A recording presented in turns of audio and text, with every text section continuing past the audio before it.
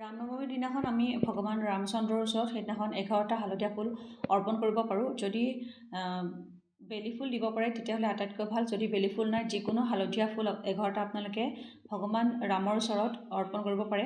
লগতে কাৰোবাৰ হাজবেণ্ড ৱাইফৰ মাজত যদি ৰিলেশ্যনশ্বিপটো বেয়া চলি আছে তেতিয়াহ'লে আপোনালোকে যাতে সম্পৰ্কটো ভাল হয় তাৰ বাবে ৰাম আৰু সীতামাক প্ৰাৰ্থনা কৰিব। সেইদিনাখন এডাল হালধীয়া ফুলৰ মালা ৰাম আৰু সীতামাক অৰ্পণ কৰিব।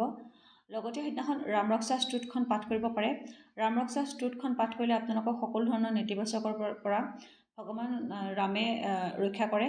লগতে আপোনালোকে সেইদিনাখন যিমান পাৰে সিমান ৰাম নাম জপ কৰিব বা জয়ৰাম সীতাৰাম জপ কৰিব পাৰে বা অকল ৰাম নামো জপ কৰিব পাৰে বা জয় শ্ৰীৰাম নামো জপ কৰিব পাৰে।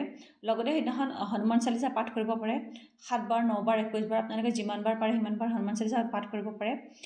লগতে আপোনালোকে বজৰং বাণ পাঠ কৰিব পাৰে। সেইদিনাখন হনুমান চালিচা বজৰং বাণ যিমান পাৰে সিমান আপোনালোকে পাঠ কৰিব পাৰে, যাতে আপোনালোকৰ জীৱনৰ পৰা যিমানবিলাক কঠিন সময় আছে বা বাধা বিঘিনি আছে সেইখিনি নাইকিয়া হৈ যায়, তাৰ বাবে প্ৰাৰ্থনা কৰিব পাৰে।